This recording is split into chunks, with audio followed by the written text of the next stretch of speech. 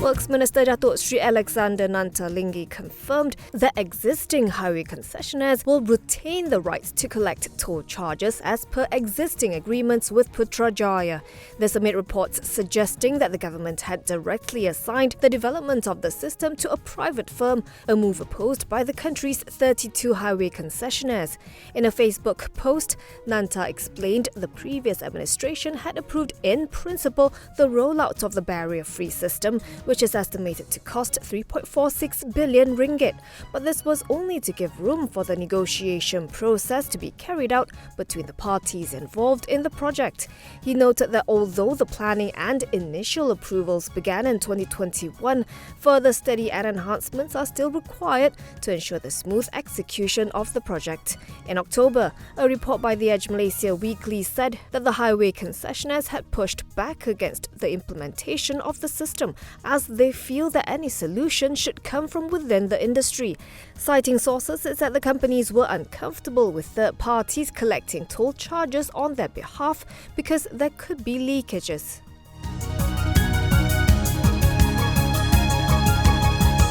Human Resources Minister V. Sivakumar said there is no plan for now to lift the freeze on the intake of foreign workers. After Putrajaya eased the scheme for the hiring of foreign workers earlier this year and the introduction of the second Labour Recalibration Programme or RTK 2.0, Sivakumar said the number of migrant workers in the country is expected to exceed 2.4 million. In a news conference today, he highlighted that Putrajaya is bound by the 12th Malaysia Plan, which specifies that foreign workers cannot exceed 2.4 million by 2025. He added that RTK 2.0 would continue until December 31st, after which any intake would be subject to cabinet approval. On March 18th, the government announced a temporary freeze on permits for foreign workers, only allowing employers to bring in the already approved 995,396 workers for various sectors including manufacturing, construction, plantation, agriculture and services limited to restaurants. Industry players have since urged the government to reconsider its decision to impose the blanket freeze.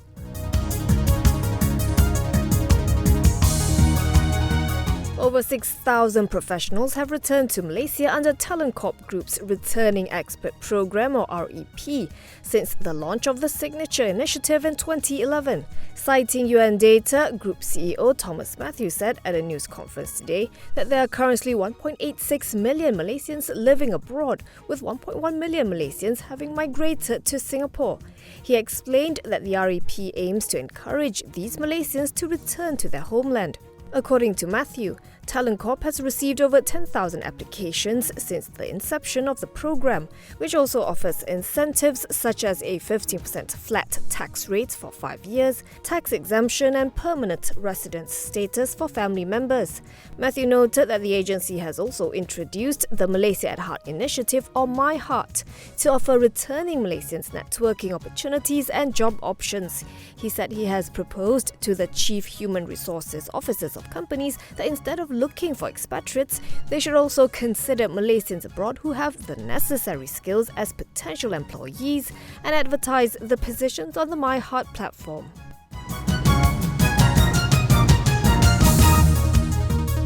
With the Unity government hitting the one-year mark, Socio-Economic Research Centre Executive Director Lee Heng Gui said 2024 will be the time for stakeholders to closely monitor Putrajaya's execution of promised reforms.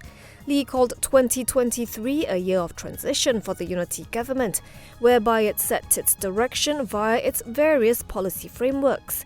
Speaking at a forum in Kuala Lumpur, Lee said there is no more honeymoon come 2024 and that next year is a year to monitor and track the delivery of the government's promised reforms and policy setting.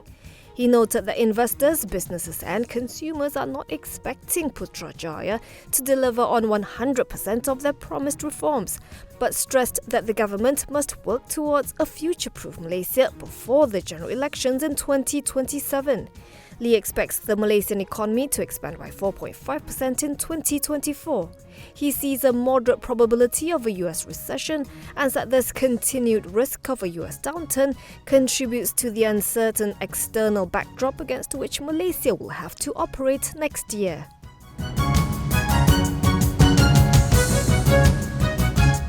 Main market debutant CPE Technology opened at 90 cent today, a 15.9% discount over its initial public offering price of 1 ringgit 7 cent, with an opening volume of 6.3 million shares. It ended the day at 91.5 cent, with 76.2 million shares traded.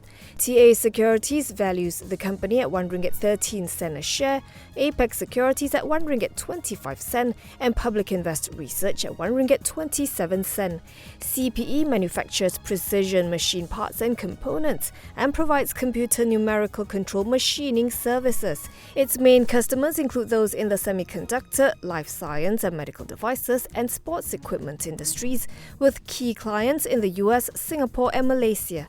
For FY 2023, CPE's earnings fell 10.7% to 30.29 million ringgit, from a record 33.91 million ringgit for FY 2022, while revenue rose 4.6% to 145.28 million ringgit, from 138.35 million ringgit. As of end June, the group held a 1.55% share, equivalent to generated revenue of 145.35 million ringgit of the total size of Malaysia's engineering supporting industry in 2022.